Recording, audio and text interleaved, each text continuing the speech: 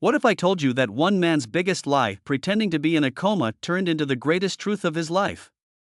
Stay with me, because this is not just a story about wealth, but about love, honesty, and the courage to live again. Richard Collins was a name everyone in the city knew.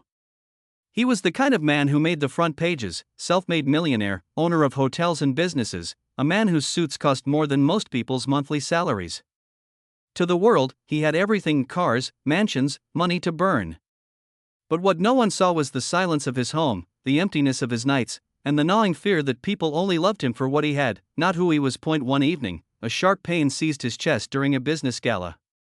The panic in the room, the rushing ambulance, the bright hospital lights all blurred together until he woke up in a private room, hooked to machines. The doctors said he'd be fine, but Richard's clever, restless mind sparked a dangerous idea. For once in his life, he wanted to know the truth. Who cared about him without the promise of money or power? Who would stay by his side if he had nothing to give? So Richard Collins, the man who could buy anything, pretended to be helpless. He told the doctors to inform the world he had slipped into a coma. Only the hospital staff knew the truth, that he wasn't dying, only resting.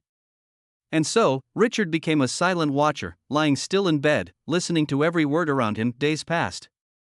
Business partners visited once, snapped a few photos, muttered about stocks and inheritance, and disappeared.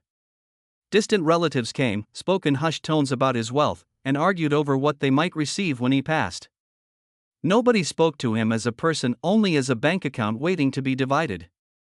His chest tightened, not with illness, but with sorrow. But then she walked in. Her name was Emily, one of the night shift nurses.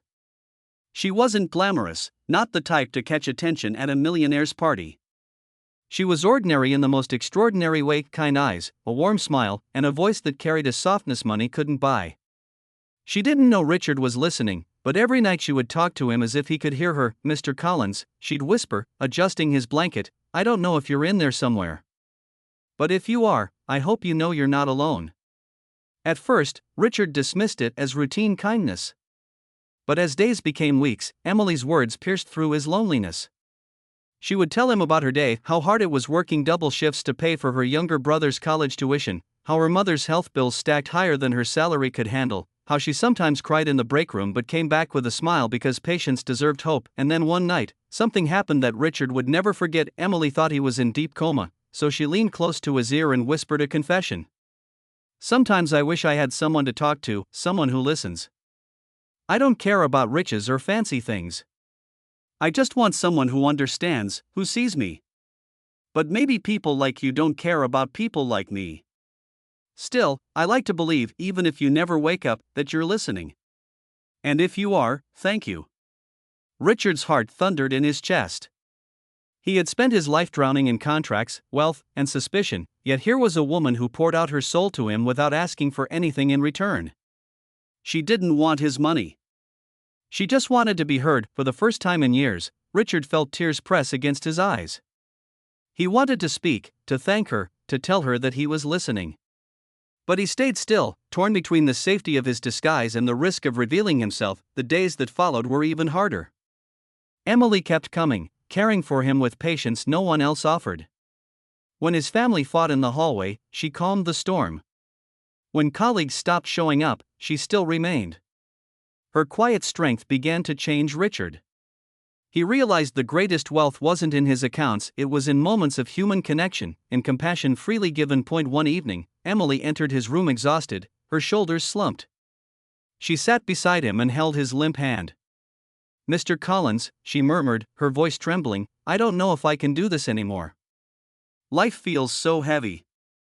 I'm trying my best, but some days I feel invisible. Like no one sees me. But, you, even in silence, you've been my friend. I hope that, wherever you are inside, you know that I care about you. Not your money. Not your name. Just you." That was the moment Richard couldn't hold back anymore. Slowly, with effort, he squeezed her hand.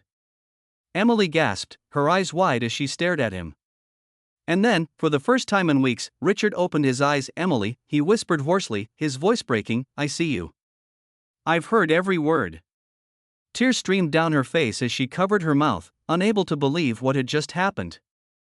Richard reached for her trembling hand and said, "You've given me something no one else has, truth. You cared for me when the world only cared for my money. And I don't want to go back to living without that." From that day forward, Richard's life changed. He didn't return to boardrooms and endless deals. Instead, he invested his fortune into helping people like Emily, families drowning in medical bills, students who couldn't afford college, hospitals struggling to keep doors open. But more importantly, he found a partner in Emily.